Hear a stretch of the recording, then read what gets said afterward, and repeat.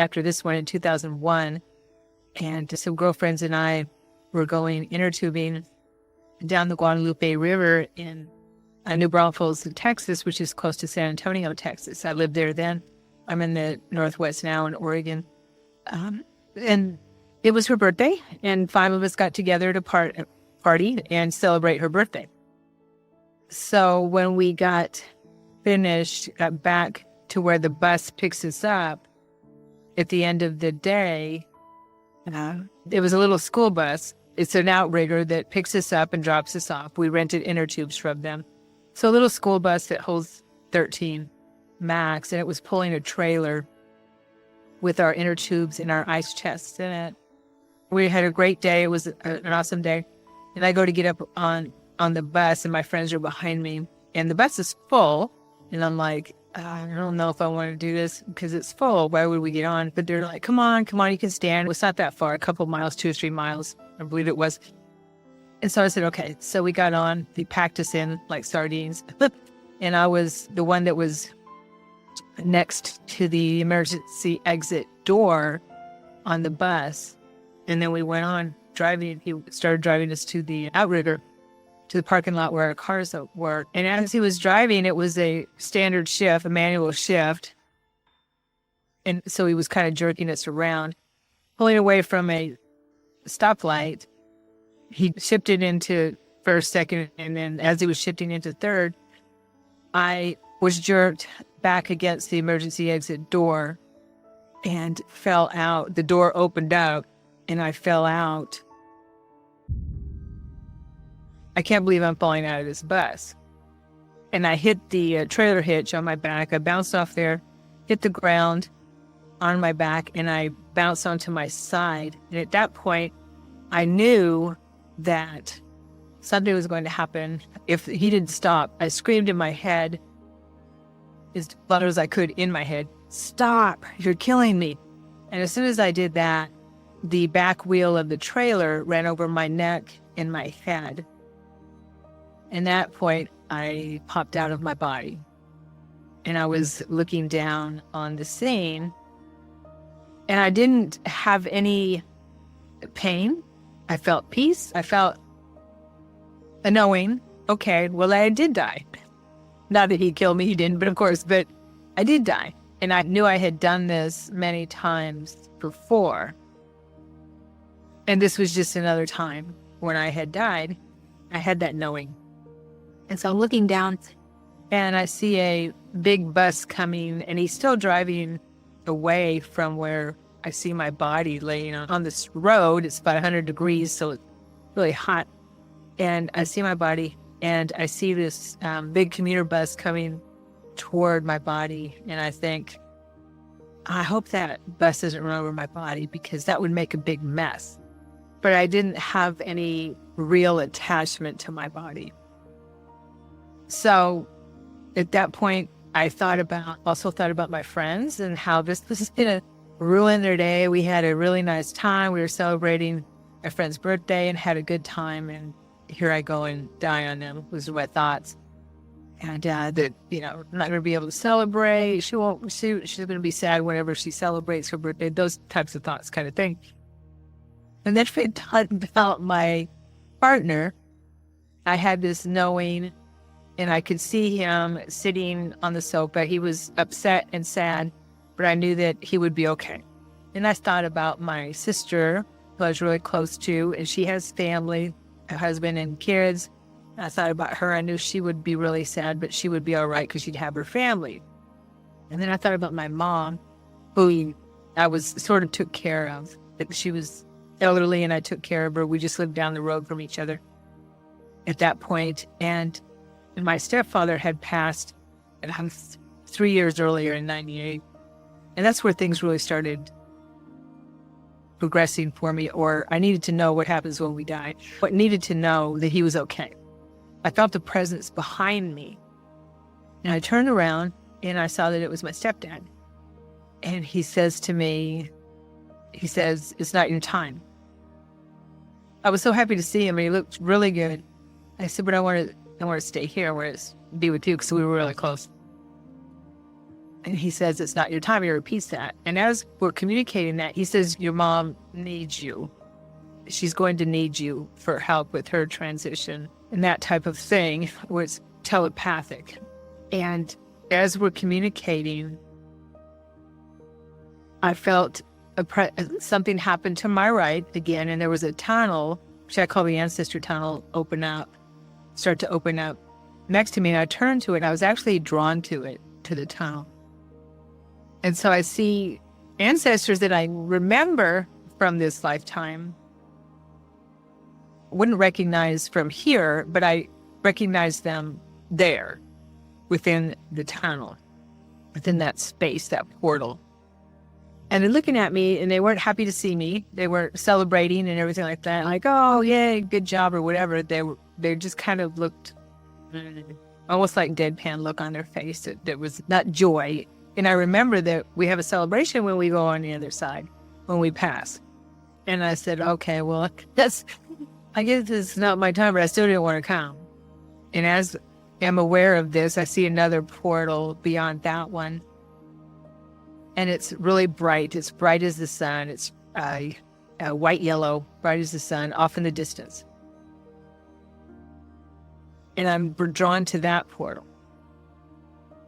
As I gaze at that, it doesn't hurt my eyes. It's off in the distance. It doesn't hurt my eyes. I see a figure moving out of that portal with a white robe, light beam, long hair. And I recognize him almost immediately. As he moves quickly toward me, I recognize him as Christ. And I flew to him and he embraced me. And he told me the same thing. He said, it's not your time. And I argued. I still don't want to stay with you. And that's when I heard his laughter, because he knew. And what happened then was around that time, because it's hard to explain time, because there's no time there. As he was holding me, there was a merging. I looked into his eyes. They were bright blue, how I saw them. I could see the universe in his eyes. I saw all that is in his eyes. There was this communication where not only was I seeing the universe through his eyes, but we were reflecting. He was reflecting me. My soul was being reflected in his eyes, and vice versa. There was a reflection there, mirrors. We were mirrors. We were mirroring the universe in our eyes. And then there was a merging. My heart center, his heart center began to envelop me. There was a connection there. And I was enveloped by this light and this love that we can't even describe here. I was basking in that love and that light for I don't know how long. There was no me. There was just this pure light and love, pure support. As this is happening, I knew there wasn't anything that I could have done or said that he wouldn't forgive. It all went away. It's like there is no forgiveness. You're just being a human. That type of communication was so healing. It was like a balm for my soul. And so we're in that space and I hear my name. And I come back to Sharon. And he asked me if I want to go on a journey. And I tell him yes. And he puts his hand out. And I take his hand. And as soon as I take his hand, it's just so intensely physical. So every line, every crevice in his hand. And I take his hand. And we fly through the cosmos. And there's stars and planets. And we're moving through the cosmos, or the cosmos is moving through us. I say that because, who knows, right? Who knows what is real in reality? But we're moving, it feels like we're moving very quickly through the cosmos. And I see off in the distance another portal, and this is a blue-colored portal. And we move toward that. We move through the portal, and there's a planet, which is a blue-green turquoise color, and he takes me above that, and we're hovering above that planet. And I recognize this planet right away as a home planet for me. And I realize that it's a water planet, an ocean planet. And as we're hovering above the planet, he's helping me be reacquainted with the planet. I connect with the mother or the body, the consciousness of the planet. She's connecting with me. She's welcoming me home, so to speak. She's connecting with me. I'm connecting with her. And I become the consciousness of the planet. We become one. As the consciousness of the planet, I realized that, or I do love every single being, every part of my body that is this planet with so much love and compassion. It's hard to even describe. Like Mother Earth loves us. There's just so much love. I realized that the beings on the planet love her, love the planet, love her. There's a symbiotic relationship. It was a high vibrational planet. It's in a high vibration. I'm thinking maybe fifth dimension, somewhere around there. And so there's this symbiotic connection with the beings on the planet. So I come back and realize that I'm Sharon again. He calls me back and we dive down and dive into the water. And I'm merging with my aquatic self on that planet.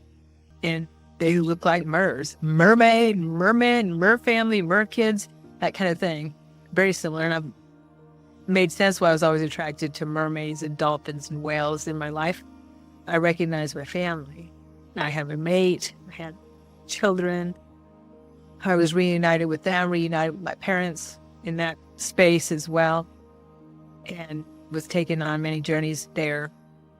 At some point, again, I don't know how long I was there. I believe that there's a part of me that is still there since we are multidimensional, and I was merging with a multidimensional part of myself. Afterwards, in my meditations, I would go there because he told me I could always go there in my meditations, and that once I finished my mission on Earth, that I can place a lot of my soul focus there if I want and be in that space for as long as I want, because they live a lot longer, even though I'm already there. He says, okay, are you ready to return? That type of conversation, and told me that I could go in there anytime I want. And in my meditations, whenever I would go back, they'd have to pull me back because I didn't want to come back. But I told him, okay, I'll go back to Earth on one condition. I'm just making a deal with Christ. I said, on one condition, that I know that you are with me every moment and you walk beside me, and I know on a conscious level that you are with me all the time. I said, because I don't know if I can do it alone. And he said, yes, Phil. And I was back on the ground. Got up, ran to the side of the road. Christ meets us where we are. I found that out.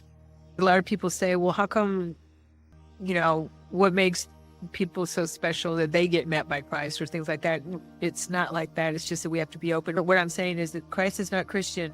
He meets us where we are. It doesn't matter. I was not Christian based or anything like that. I knew about Christ, but I figured they were out of my league. I couldn't reach them. That's what I was taught. It was we had to go through the priests or the nuns or something like that. And I realized that he's here for everyone, and he meets us where we are.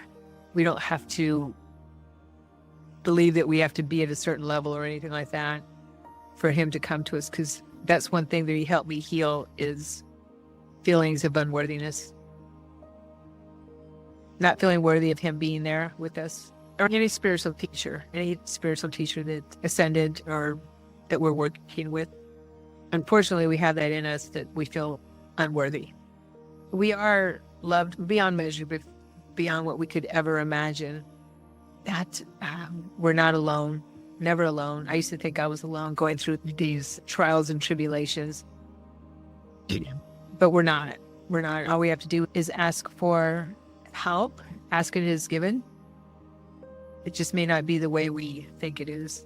It'll all make sense once we get past the fear and the anxiety and the panic and those types of things. I had to remember that walking through the anxiety is what helped me. He helped me with that. He helped me with the anxiety because it was debilitating for me.